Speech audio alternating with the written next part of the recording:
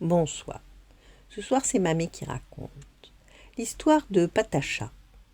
On reprochait à Patacha ses yeux trop bleus, qui lui faisaient un drôle de regard. On lui reprochait sa queue trop longue et le fait qu'elle ne veuille pas chasser les souris. On lui reprochait aussi de s'alanguir trop souvent en quête de caresses. Pauvre Patacha. Elle n'était plus un chaton. Elle ne pouvait donc plus émouvoir et elle errait de maison en maison, sans jamais trouver la famille qui lui donne tout simplement l'amour dont elle avait tant besoin. Ce jour-là, de gros nuages avaient parcouru le ciel toute la journée et la pluie finit par tomber, obligeant notre petite chatte à trouver refuge sous un arbuste. Mal abritée, elle s'endormit quand même, mais le ventre vide et le cœur chagrin. À peine 6 heures du matin, lorsqu'elle reçut de plein fouet le journal du matin sur son museau, elle se réveilla en sursaut. Elle ne vit pas le livreur sur son vélo, mais, comme d'habitude, elle entendit son rire méchant et moqueur. Décidément, cette journée s'annonçait pareille à toutes les autres, mauvaise. Pourtant, sur le journal entrouvert, une annonce attira son attention.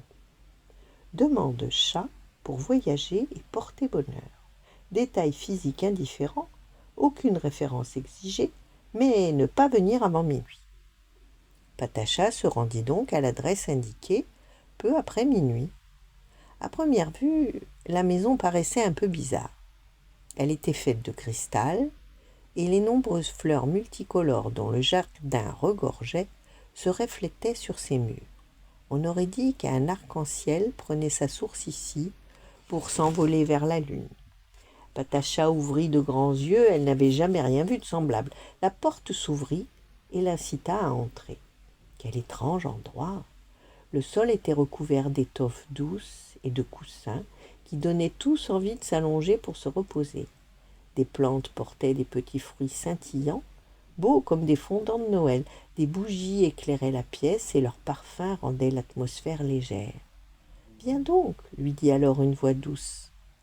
Malgré sa peur, Patacha sauta d'un bond sur les genoux de son hôte. « Pauvre bête, tu m'as l'air bien maigre. » Patacha releva la tête et découvrit de grands yeux bleus comme les siens qui la regardaient tendrement. Puis ses étoiles magiques, ses grandes ailes, pas de doute, elle était chez une fée. Fallait-il s'enfuir? Mais notre pauvre chatte avait fui toute sa vie. Elle se mit à trembler comme pour prévenir la fée qu'elle avait très peur d'être une nouvelle fois rejetée. Elle reçut toutes les réponses, des caresses, comme elle n'en avait jamais eu, et puis des compliments, et pour couronner le tout, elle partagea avec la fée le plus divin des repas. C'est ainsi que Patacha devint officiellement chat de fée. Tous les jours, elle joue dans le jardin et se vautre au soleil en frottant son ventre rebondi sur l'herbe parfumée qui rend son pelage si doux. Quand la nuit tombe, elle enroule sa queue autour d'une baguette magique et part à la découverte de paysages merveilleux. De temps en temps, vers 6 heures, en rentrant de ses balades nocturnes, elle jette quelques patates pourries sur un certain livreur de journaux, qui ne voit pas d'où ça vient, mais qui entend les fous rires d'une petite chatte et d'une gentille fée.